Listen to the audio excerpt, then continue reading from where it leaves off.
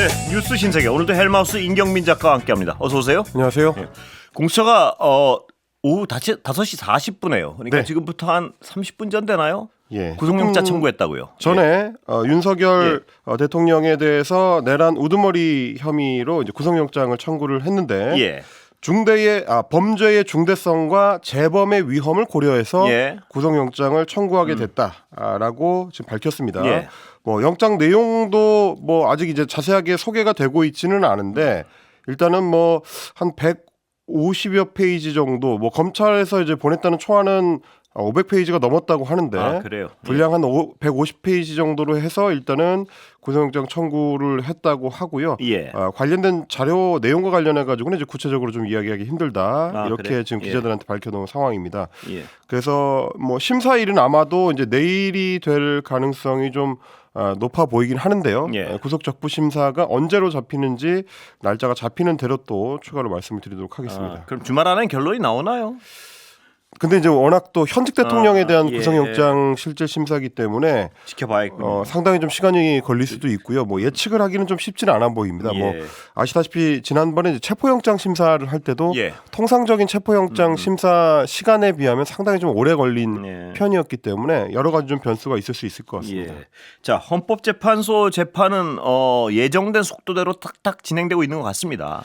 예, 헌법재판소 같은 경우는 뭐 어제 이 두 번째 심리 기일이 예. 이제 진행이 됐고, 그리고 뭐 앞으로도 이제 현재는 뭐 관련된 일정을 순서대로 이제 진행을 한다는 입장인데 예. 오늘 추가로 지금 밝힌 내용을 보니까 일단 어제 그 심리에서 대통령의 그 대리인 쪽에서 제기했었던 문제들을 많이 좀 받아들여 줬습니다. 네.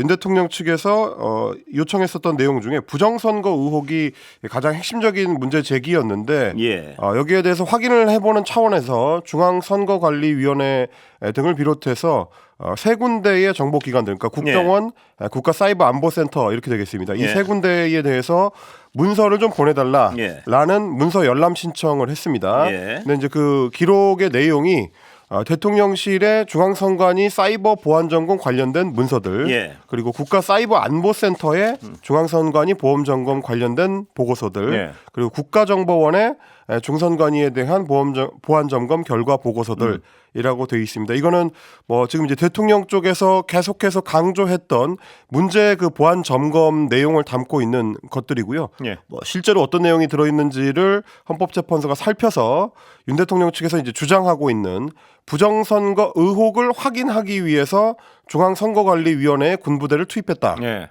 내용의 어떤 신빙성, 주장의 진위 여부를 좀 따져보겠다라는 의미로 읽힙니다. 예. 그러니까 부정선거를 끊임없이 강조하면서 그것 때문에 계엄을 했다는 식으로 변명을 하고 있으니까 네. 그 부분도 한번 들여다보겠다 뭐 이런 거죠. 그 사실은 이제 두 가지 측면이 다 예. 있는 건데요. 뭐 사실 여부를 따지는 것도 물론 중요하겠습니다만 어제도 저희가 여러 번 소개를 해드렸던 것처럼 이미 이제 부정선거 관련해 가지고는 소송들이 많이 진행이 됐었고요. 예. 소송 결과도 뭐 수십 개가 나와 있는 상태이기 때문에 그 자체에 대한 사실관계는 따져보면 뭐 또 한 번 입증이 되는 수순이 예. 되지 않을까 싶긴 한데 예. 그럼에도 불구하고 대통령 대리인단 쪽에서 저렇게 이제 강력하게 어떻게 보면 이제 핵심적인 주장의 요체로 이제 주장을 하고 있는 예. 거기 때문에 뭐 그거를 이제 아예 들여다보지 않고 넘길 수는 없을 것이고 예. 그래서 가능하면 대통령 대리인단 쪽에서 이제 요구하는 것을 좀 이제 들어주는 뭐 그런 차원의 것으로 보입니다. 그래야지만 이제 헌법재판소 입장에서도 그렇겠죠. 이제 예. 결정을 내는 데 있어서 좀 탄탄하게 좀 가져갈 수 있다라는 예. 판단일 거고요.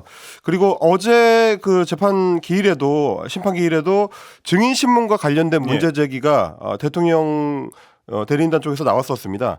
김용현 전 국방부 장관에 대한 증인 신문의 일정을 예. 조금 앞당겨서 다른 군 출신 증인들에 비해서 좀 일찍 할 수 있도록 해달라 예. 이런 요청을 송준호 변호사가 했었습니다. 예. 지금 이미 이제 증인으로 채택돼 있는 게 여인영 방첩사령관 그리고 곽종근 특전사령관, 이진우 수방사령관, 예. 조지호 경찰청장, 홍장원 국가정보원 1차장 이런 인물들이 증인 신청이 되어 있는 상황인데 이 증인들이 좀 하루에 날짜를 몰아가지고 증인 신문을 하도록 돼 있어서 예. 그렇게 되면 뭐 대통령 측의 변호인단 주장에 따르면 김용현 전 장관과 지금 그 사람들의 주장이 엇갈리고 있기 때문에 서로 좀 크로스체크하기가 쉽지 않다. 네. 그래서 기왕 할 거라면 여인영, 곽종근, 이진우 등의 그 이제 기소장에 예. 김용현 얘기가 다 나오니까 거기 다 연결돼 있는 김용현을 먼저 심리를 해야 된다, 신문을 해야 된다라고 주장을 해서 그걸 오늘 이제 받아들여주기로 했습니다. 그래서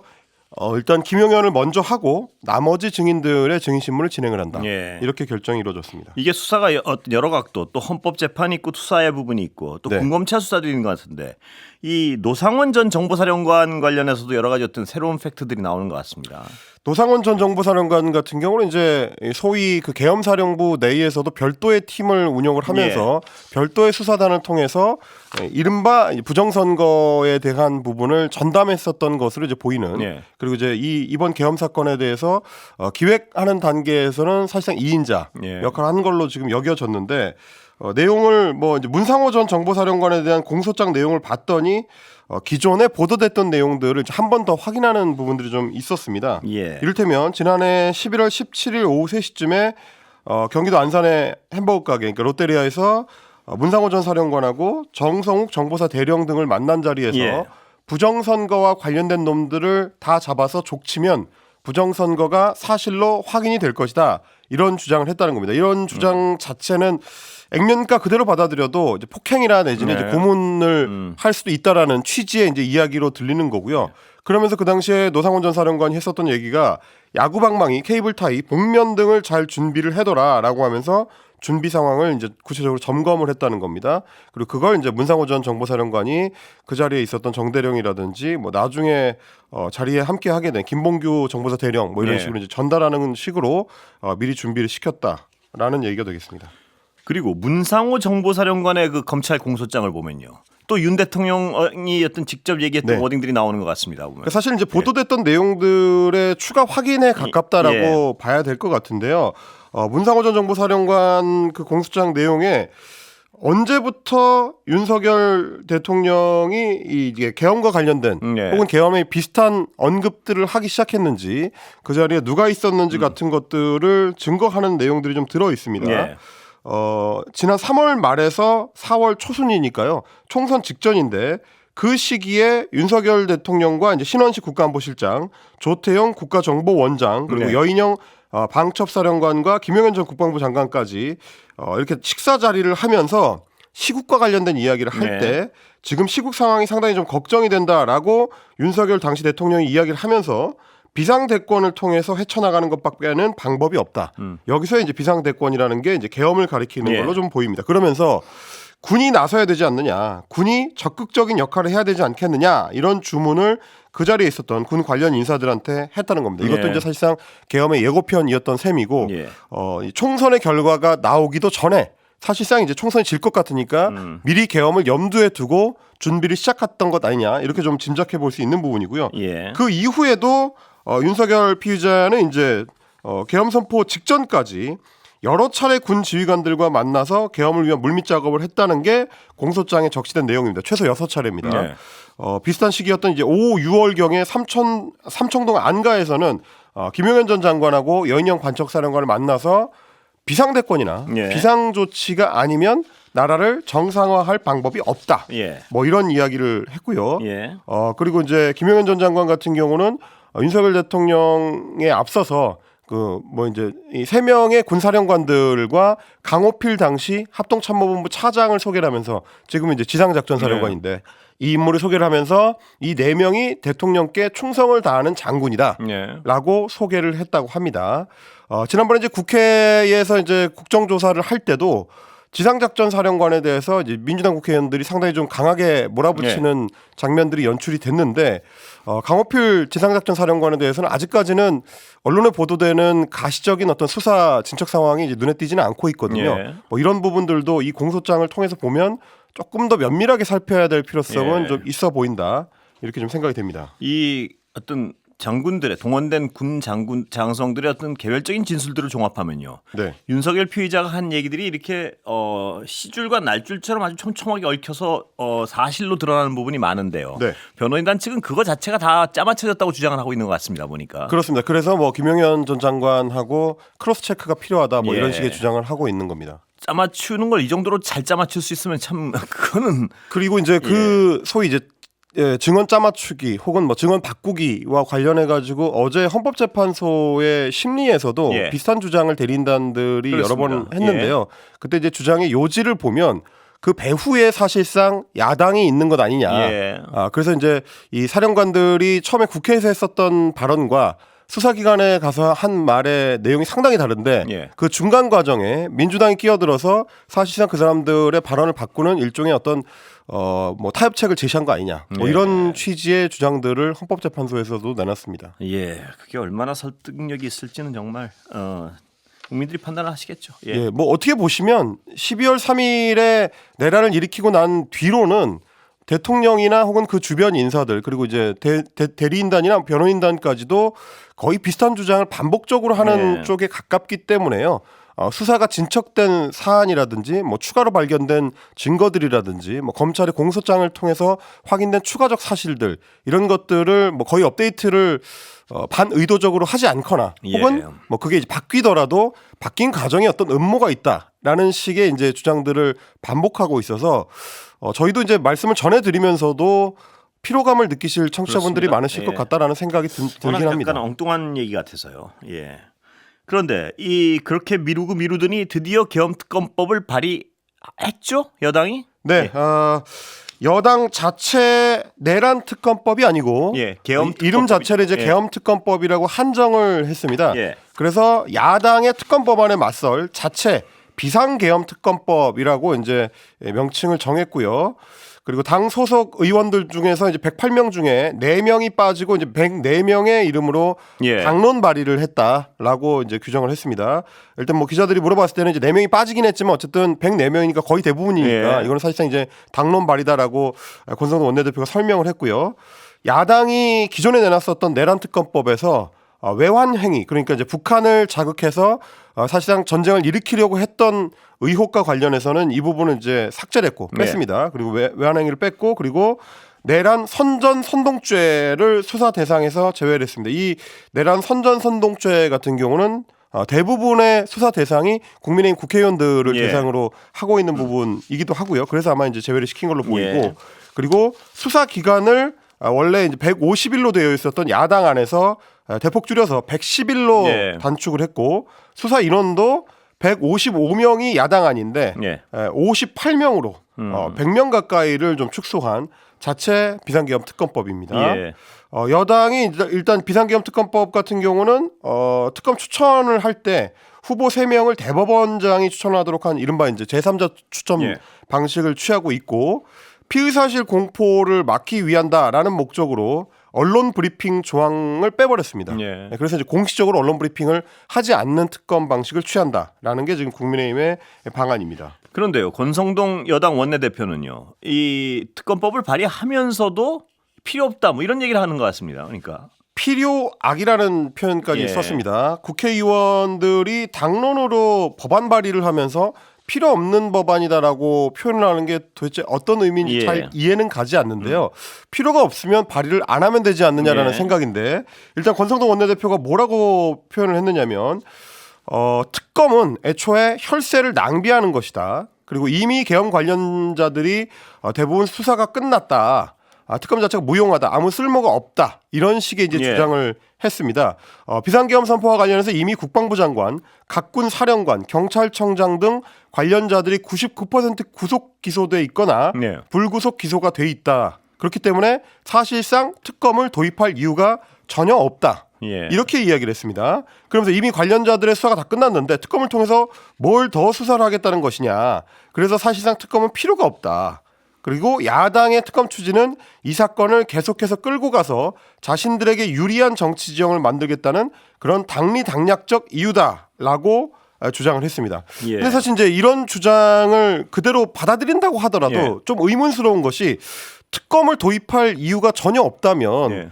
왜 자체 당론으로 특검 법안을 또 만들어 가지고 예. 또 제출을 하는 것일까? 예. 라는 의문이 들 수밖에 없거든요. 그럼 필요 없는 법안을 굳이 만들어 가지고 야당의 더 안 좋은 법이 통과되는 걸 막기 위해서라는 주장을 하는 거죠, 지금. 예, 그런 주장을 하는 겁니다. 이건 이제 말하자면 뭐 그 표현은 국민의힘의 공식 표현이지만 예.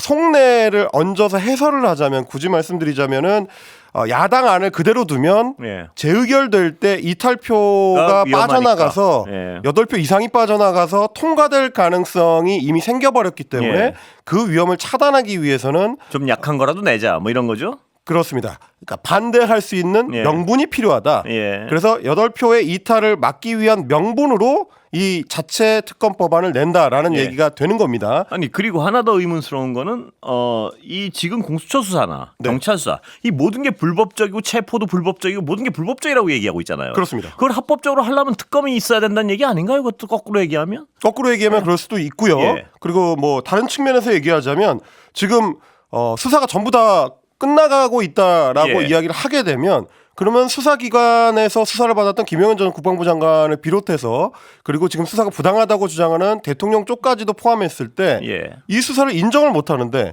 끝나는 수사라고 해버리면은 사실상 그 수사를 인정하는 셈이 되는 그래서 거거든요. 이 앞뒤가 전혀 맞질 않아요. 한쪽에서는 불법적이라고 어떤 네. 강조를 하면서 네. 이쪽엔 또 공수처도 필요 없다 그러면 어떻게 보면 이 양쪽 수사 다 하지 말자는 얘기인지 이 앞뒤의 어떤 논리적 연결이 끊어지는 부분에 대해서는 별 말들을 안 하는 것 같아요. 그러니까 좀 취재를 해봤는데 네. 이제 지난번에 내란 특검법 관련해 가지고는 재의결이 됐을 때, 예. 재의결 시도가 있었을 때 2표 모자란 채로 이제 부결이 그때 됐습니다. 깜짝 놀랐던 거죠, 약간. 그렇습니다. 예. 이제 2표라는 거는 여기서 조금 그동안 국민의힘이 주장을 해왔었던 방안들을 좀 받아들이면 예. 넘어올 수도 있다라는 걱정을 좀 했던 것 같습니다. 예. 그래서 이제 민주당에서도 제3자 추천 방식으로 이제 특검 추천 방식을 바꿨고 나머지 뭐 이 여러 어떤 소위 독소 조항이라고 여당에서 주장했었던 것들도 상당 부분 또 받아들였기 때문에 예. 그렇게 될 경우에는 이탈표가 가속화될 가능성이 있다. 그리고 또 한 예. 가지는 최상목 대통령 권한대행 같은 경우도 그동안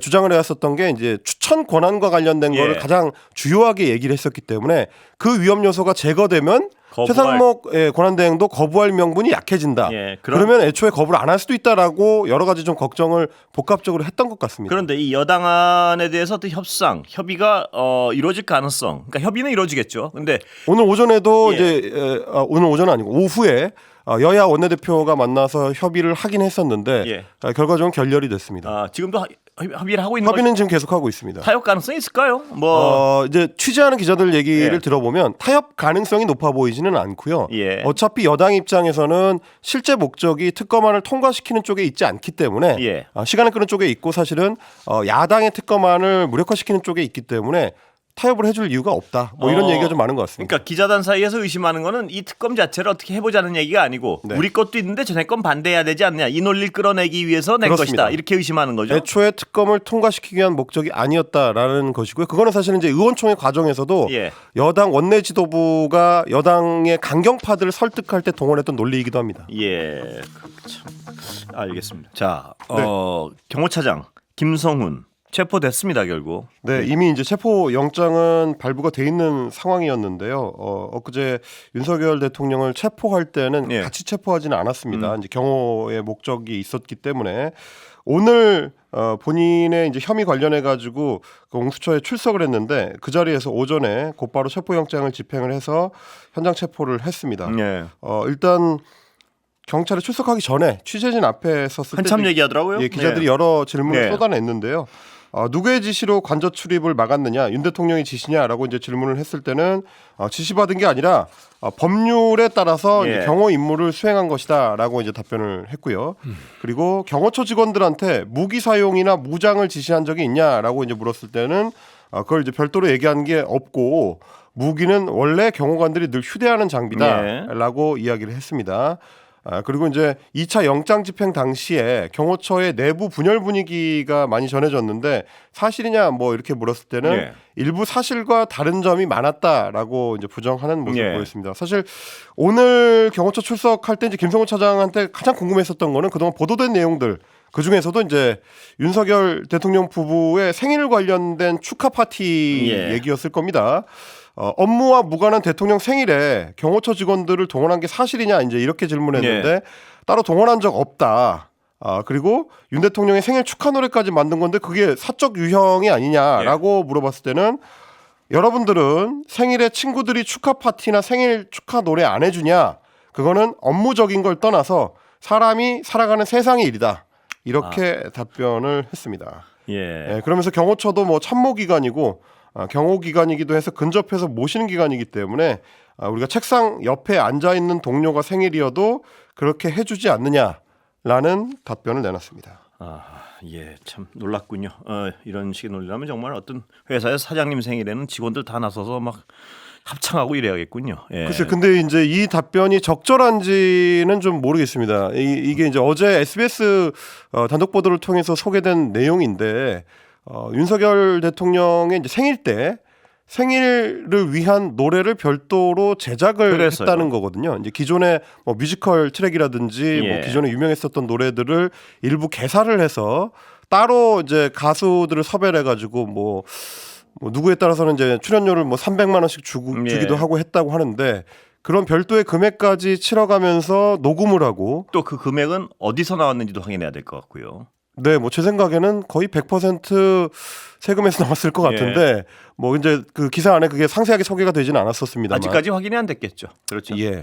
자기 돈을 썼을 것 같지는 않고요. 이런 행태가 직장에서 직장 동료의 생일 축하 노래를 불러주는 것과 같은 급으로 이제 취급될 수 있는 것인가? 왜냐하면 오늘 그 일부 노래 중에 해피 버스데이 투 유 같은 노래 같은 경우는 이제 권진원 씨가 불러서 이미 애초에 유명한 노래고 여러 연인들끼리 이제 부르는 노래로 유명한데 권진원 씨도 참 황당하다는 반응이죠. 지금. 원작자가 황당하다라고 이제 반응을 하고 있는 상황이라서 기분 나쁠 것 같아요. 예, 이렇게 쓰일 거라고는 이제 생각해 본 적이 없을 거기 때문에요. 그렇습니다. 이런 상황에서 이 일을 주도했던 사람이 뭐 스스럼 없이 이렇게 의견을 밝히는 게 국민들한테는 좀 당혹스러워 보일 것 같습니다. 근데 임 작가도 보셨겠지만 그 해명이요. 친구 사이에서 직장 사람 사는 데선 그러지 않느냐고 천연덕스럽게 얘기를 하는데 그 인식이 왜 이쪽에 계신 분들은 이렇게 어떤 일반적인 상식적인 인식과는 동떨어진 얘기를 저렇게 천연덕스럽게 할 수 있나? 저는 그러니까 모든 이 근처에 계신 분들이 이런 식으로 모든 만사를 해결해 왔구나 하는 생각을 또다시 안 할 수가 없어요. 그렇습니다. 그게 어떻게 그런 낯간지러운 가사를 합창단까지 동원해서 해놓고 친구 사이에 이러는 거 아니냐. 그것도 그 조직의 수장의 생일날 직원들이 나서서 그런 행위를 해놓고 그 가사 보면 정말 남 부끄럽게 짝이 없어요. 가사를 두고 시민들은 뭐 이게 북한이냐라는 얘기가 그 나올 느낌이 정도로 저도 딱 들었어요. 북한 또는 종교. 좀 민망한 내용들이고 그걸 이제 경호처 직원들을 동원해서 그런 일을 벌였다는 거에 대해서 뭐 기사 내에도 경호처 직원들의 일부 반응이 소개가 돼 있습니다만 자괴감이 들 정도였다고 하니까요.